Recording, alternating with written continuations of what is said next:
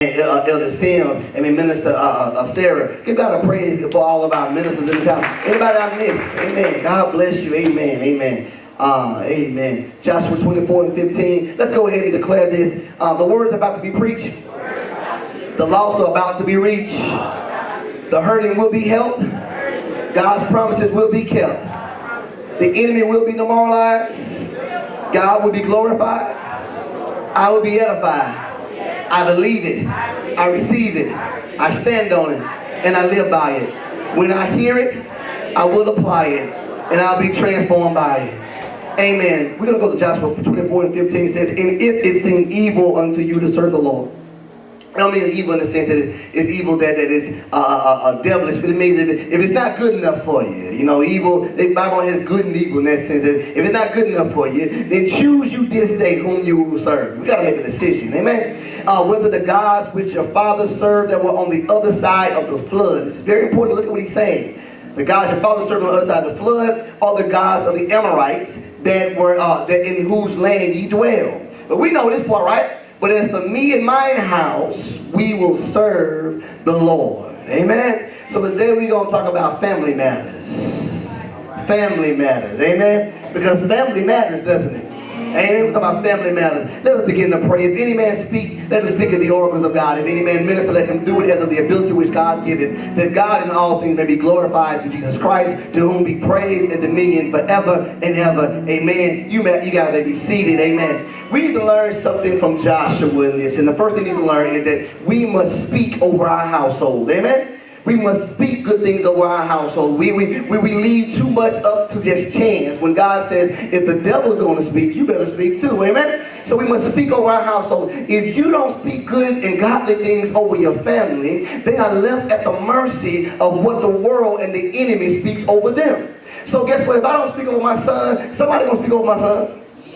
If I don't speak over my wife, somebody and something will speak over my wife. So our words have power if we are influential. Somebody say influential. If we are influential to the people that we speak over. We should not only be loving to our family, but we should also be influential to our family. And basically our words should mean something. And when you say something, the word should mean something. Wives, your husband's word should mean something to you. I'm going to be real in this house. What he says should mean something. We shouldn't have to say, no, I don't care about what he's saying. I don't worry about this. No. Your husband's word should mean something to you. Husband. Somebody say husband. Your wife's word should mean something to you.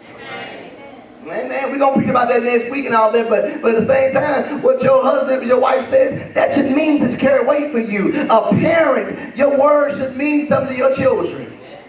You got to think about the fact that Lot, when he went into Sodom and he said, we got to go, his son-in-law didn't even respect him enough to leave. Because his word meant nothing to them. Amen? Your words have got to mean something. Because you can pray all night and you can speak over them all day. But if your words have no weight with the people that you speak to, they won't do anybody any good. If you cannot speak a word and it means something to somebody, it's not going to do any good. Joshua could speak over his house because he was influential in his house. He didn't just talk about God. He walked upright before God. He didn't just worship God for show. The Bible says he slew giants. He didn't see things the way everybody else saw them. He saw obstacles. When they saw obstacles, he saw opportunities. He wasn't afraid to stand with the minority that said that we can conquer when the majority said there is no hope. Joshua could speak over his house because he had influence. I'm learning that the people of God, we've been taught that we just got to go to work and come back home and I'm going to be a little saint over here in the corner. No. The devil is a lie. Your words have influence. You speak the words of God. So even at my job, my words should have influence. In my house, my words should have some influence. That's right. Amen? That's what I told y'all before, that God is going to call people to tables. He's going to call some of y'all to chairs, to where even at your job, somebody's going to say, well, what do you think about this? And you should have enough God inside of you to say, you know what? God has told me to do this. God is leading me this way. Your word should have some influence. And if you're going to speak anything that will make a difference, you had better have done enough inside the spirit to be influential. You see, I don't get influenced by what I do in the world. I get influential by what I do inside the spirit. God looks at the heart of the man. He said, if I know your heart and I can trust you, then guess what? When you speak, somebody will listen. It's going to change something. See, we are charged with speaking against the bondage of the past. Now, I've heard this preached many times, and I want to tell you, I saw something inside there that I had never really seen before. Because Joshua said, we got to speak against the bondage of the past. Joshua said the people got three options. I'm trying to get this. He got three options. They said, one, you can serve the gods of your fathers across the river. Amen? He said, two, you can serve the gods of the Amorites, right? That you're in there right now. He said, three, you can serve God, that is the Lord our God, that is me and my house, I'm going to serve the Lord. So get this, he said you got three options, and the first option was to serve the same gods that the fathers served on the other side of the flood. Now, I want you to hear what that means. This is the bondage of the past. Just because you saw it done before does not mean that it was right. Some of y'all are going to give me a little bit, because just because you saw it done before does not mean it was right. And sometimes we become slaves to the gods of the past, and we need to have a word spoken into us to free us from it. Y'all better get this. Just because your dad lorded over your mama, and he treated her terribly and verbally and physically broke her down, does not mean that that was right. I'm going to speak this thing inside this house. Just because you saw it don't mean that it was right. Just because he broke her down, he physically or verbally treated her bad, just because you saw that does not mean that it was right. And you can be a man without belittling a woman to prove your manhood. I ain't going to put my wife down to prove I'm a man. I'm a man before I got inside the marriage, to be a man when I leave this marriage, amen? Well, the Lord prayerfully when death departs us, amen? But I have to put her down to make myself become a man. Oh, y'all better hear this. You better hear this. And just because maybe your father was a womanizer who was all in the streets but took care of home, that is not right either. That's right. Come on, help. Y'all better hear me. And we get people who are locked into those things because I saw daddy do it and daddy did it this way. So therefore I'm going to serve the gods on the other side of the flood. Baby, you got saved now. You come to the knowledge of God now. All things will be made new. Just because you saw it does not mean that it was right. That's right. Thank you, Lord. I'm in the house here. Get on with women too, because just because your mother never had a good man. Come on. Or never had a man that took care of his household and led them in a godly way does not mean she is right in telling you that there are no good men out there. There's some good men out there. I'm part of the good man's club. I tell you that right. I'm part of the faithful husband club. I'm part of the good man's club. There's some of us out there. You better hear me in Jesus' name. Don't listen to that Brother Terry Rose and back there too. Amen. Amen. Brother Cole Rose and back there too. That's interesting. But I see others here. But it's interesting that sometimes that we are locked in by that. And when someone speaks that over your life, they're putting a worship mentality inside your mind. That because I couldn't do it, you can't do it. The devil is a liar. Y'all better hear me. God got what God has for me. It is for me. You better tell your old girl, you know, that God don't give you everything you desire. Y'all better get me. He gonna not only give you what you need, he give you what you desire too. If you want him tall, dark, and handsome, he gonna be tall, dark, and handsome and saved too. Y'all better hear me. I want to compromise.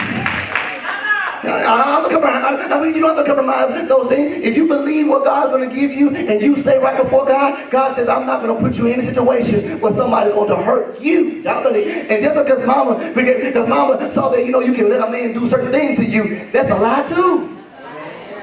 You better believe that that's the gods of the past. It does not mean that it's right. I'm going to tell you this for our children as well, because sometimes we come from abusive relationships, abusive childhood sometimes, and people come from that. Just because they beat you and never paid attention to you and to what you were going through as a child does not mean that it was right. That's right. Amen. You got to beat and teach. I'm going to preach this inside of here. This ain't always beat your child. We beat dogs, don't we? But you gotta begin to not spare the rod, but also teach your child. I'm gonna say something we're gonna get into next week. Sometimes you gotta listen to your child. That's right. I'm learning that, you know, I'm getting older. My son is 14. I got a 14-year-old and a 6-year-old. And you know, my sons, and you know, I'm gonna go ahead and say, my sons go to a school where they are the minority. See, now I was not the minority at my school. It was all black at my school, you know. You know, and I had one friend who was mixed, and that's about the only 99.8% that we had inside there. But the rest of us, it was all black in my school. I'm not used to sending my son to a school where he is in the minority.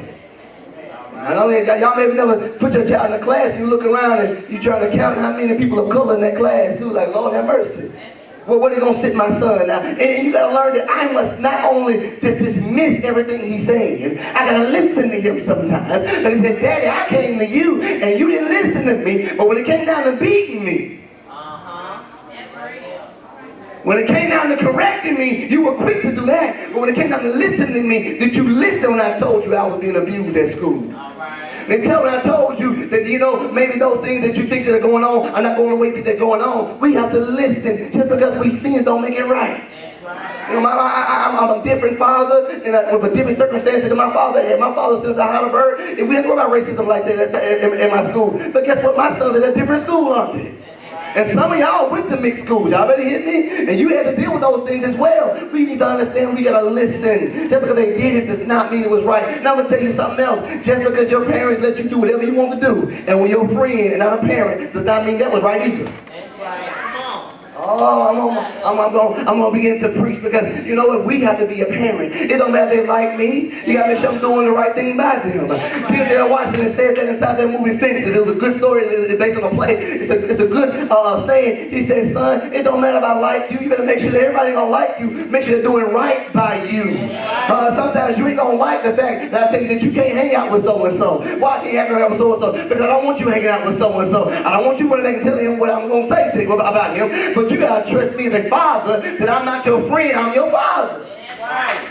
Come on, Elder. Come on. Got a couple claps on that. That's the truth because we let them do anything now and go everywhere because mama didn't let me go nowhere. She didn't let me do anything. So therefore I gotta do this. No, maybe mama was right about that. Now. Yeah. Come on. Boy, my mama went hard on me, so I can't be hard on you. No. Well, I got pregnant. I had a child of wedlock. I was in the game. I did this and I did that. Just because I did don't mean I want you to go through it. We gotta say, Lord, I want to be parents. Now, I know that he ain't no preaching. I know that sometimes I'm gonna tell y'all listen to people anyway. But Ricky Smiley said that about his house. He just said from the age of 2 to 20. I don't care if you're 40 years old. Everything in my house gonna respect me and gonna believe me and gonna go with me to church too as well. Y'all better hear this. So everything inside my house gotta honor God. And we gotta understand that if they're still inside your house, they gotta honor God. We trying to be friends. Oh, y'all ain't hear me. We trying to be our child's friend. Why you need friends? You wrong. I don't need no friends. I'm wrong. I'm like that. I was telling my wife, we're talking about that before. I think I got some good friends, and some of them I only talk to them like maybe once or two, 4 times a year. We'll check in on each other, pick up like nothing ever happened. I don't have enough time to be running behind no friends all the time. I got too much to do inside my life. And so sometimes, because we have no other friends, we're going to make our child into our friend. Oh, and that's why sometimes our words have no influence. Somebody say influence.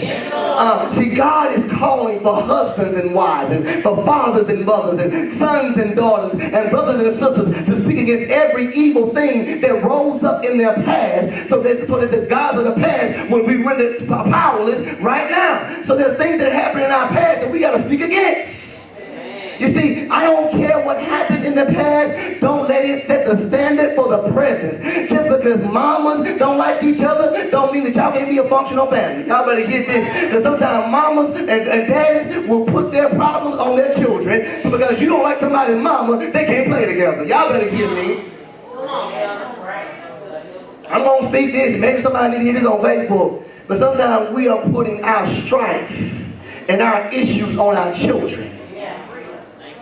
And so they got to carry on your vendetta. Y'all better hear me. They got to carry on your problems you got with somebody in this side of the family. You better hear me. That is a lie from the pits of hell. That is not good. That is a trick of the enemy. You better understand that when we come to salvation, we got to let the God of the past go back. We got to understand that because sometimes we can stop some things with us. There have been some things inside families that have been going on for generations. And nobody's ever stopped to see, how does it even start? How does it even start? But everybody saved inside the game. Nobody can stop it though. Oh, the whole family saved. The whole family full of the Holy Ghost. But yet we have different sides of the family reunion. We got this side on top of this side on top of that side, and we all split, and we make sure our children carry on our vendetta. You get quiet inside here, but that's the real thing right there. That's truth right there. And we got to say, Lord, we got to break those things because I don't want to carry those things just because mama said we can't do this, because mama put this inside my mind. I got to say, no, I'm a new creature. I'm saved now. I represent God now. I got to break this thing, y'all. You see, you don't have to be bound by shortcomings and failings of those who came before you. You can speak better things and restore what the enemy tried to destroy. Because get this, nobody wins when the family feuds. Nobody wins when the family feuds, y'all. When the devil can get families to be broken up, and when we don't want to hear this because we don't talk about family enough in the house of God. We have got to start thinking about our families, that nobody wins when the family feuds. We speak against every disease, y'all better hear me, every generational curse, every spirit of abuse and poverty that was sown into your family's past. I speak against it right now. And some of us, we have spirits of abuse in our household, that we let uncle do a little something with niece every now and then, and we winked our eye at those things, and we didn't want to tell on uncle, we didn't want people inside our business, and guess what? That spirit is now inside of our families. All right, come on. Because we wouldn't tell the truth. Y'all better hear me. Preach this, Lord. I guess I'm walking hard inside of here. But this is the truth. We let abuse run inside of our families, and nobody's going to say, no, that's wrong. You are wrong. You are not what you should be. Hear this. I guess, Lord, even though I don't have much to speak, is